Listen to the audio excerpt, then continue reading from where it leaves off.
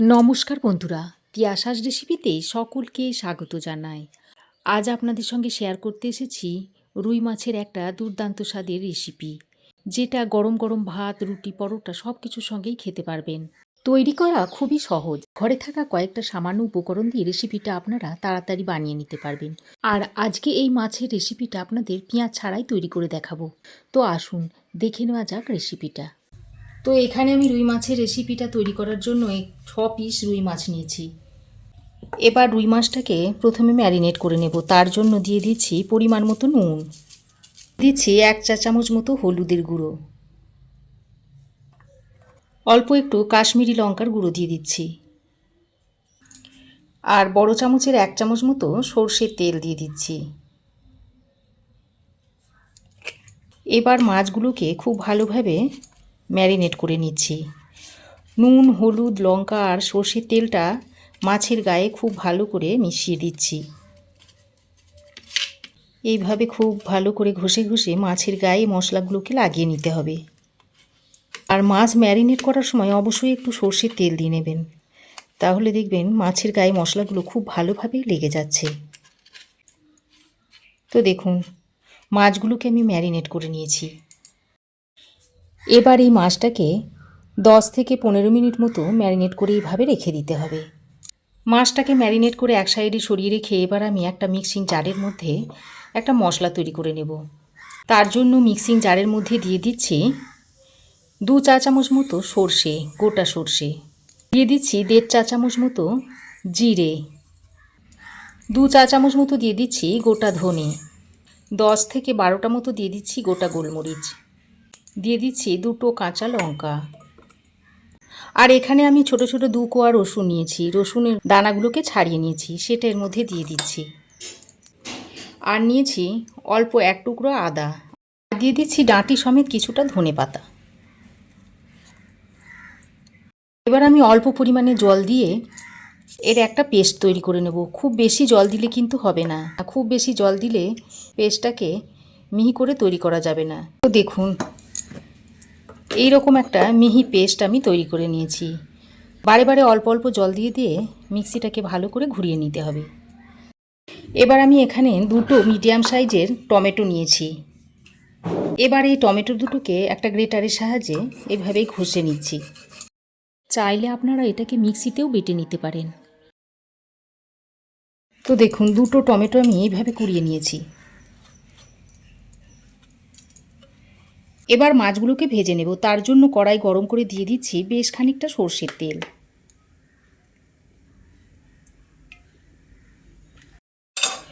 তো দেখুন, তেল একেবারে ধোঁয়া ওঠা গরম করে নিয়েছি। এবার ম্যারিনেট করা মাছগুলো গরম তেলে দিয়ে দিচ্ছি।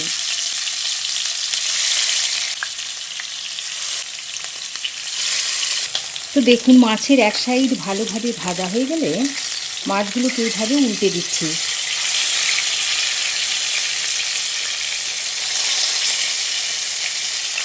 আর এই রেসিপিতে মাছটাকে একটু কড়া করেই ভেজে নিতে হবে।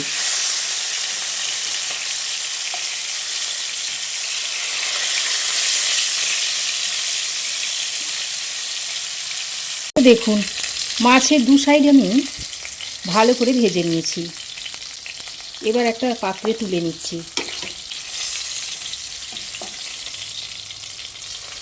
দেখুন, 2 সাইডই খুব ভালোভাবে ভাজা হয়ে গেছে। এখন এগুলোকে তুলে নিচ্ছি।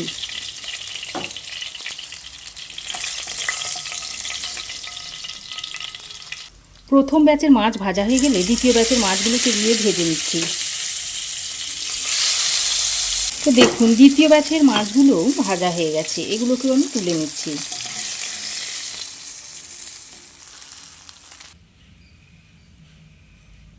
এবার আমি মাছ ভেজে তুলে নেওয়ার পর ওই তেলের মধ্যে দিয়ে দিচ্ছি একটা তেজপাতা, 2টো এলাচ আর 1 টুকরো দারচিনি।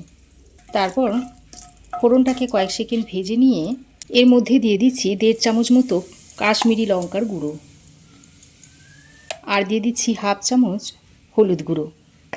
তারপর মশলাটা দিয়ে ভালো করে নেড়ে চেড়ে মিশিয়ে নিচ্ছি। আর এই পর্যায়ে যদি হলুদ আর কাশ্মীরি লঙ্কার গুঁড়োটা দেন, তাহলে তরকারির কালারটা কিন্তু সুন্দর হবে। তো ভালো করে নেড়েচেড়ে মিশিয়ে নিয়ে এবার আমি যে মশলাটা তৈরি করে রেখেছিলাম সেটা এর মধ্যে দিয়ে দিচ্ছি। তারপর ভালো করে নেড়েচেড়ে মিশিয়ে নিচ্ছি।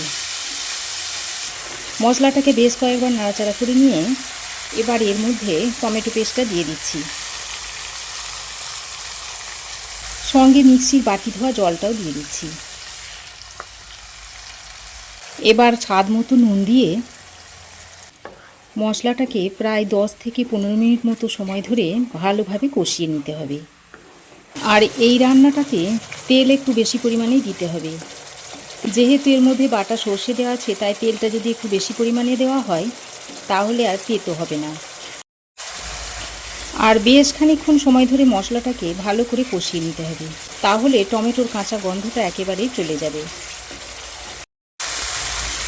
তো দেখুন, মশলা আমি প্রায় 10-12 মিনিট সময় ধরে ভালো করে কষিয়ে নিয়েছি।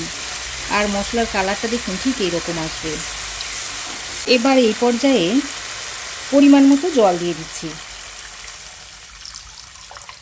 এবার জলটা দিয়ে ভালো করে নেড়েচেড়ে মিশিয়ে নিচ্ছি। তারপর গ্রেভিটা যখন ভালোভাবে ফুটে আসবে সেই পর্যায়ে মাছগুলোকে দিয়ে দিতে হবে। তো দেখুন, গ্রেভি খুব ভালোভাবে ফুটে উঠেছে। এবার আমি ভেজে রাখা মাছগুলো গ্রেভির মধ্যে দিয়ে দিচ্ছি।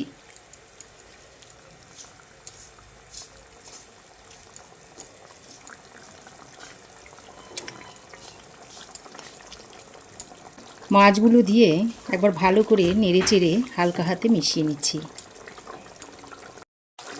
কিছুক্ষণ পর মাছগুলোকে এইভাবে একটু উল্টে দিতে হবে, তাহলে মাছের মধ্যে গ্রেভিটা খুব ভালোভাবে ঢুকে যাবে।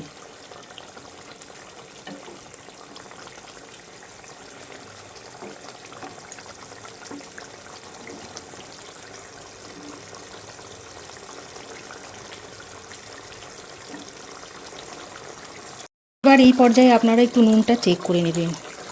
আমার মনে হচ্ছে একটু নুন লাগবে, তাই আমি এর মধ্যে একটু নুন দিয়ে দিলাম। নুনটা দিয়ে আবারও একবার ভালো করে নেড়েচেড়ে মিশিয়ে নিচ্ছি।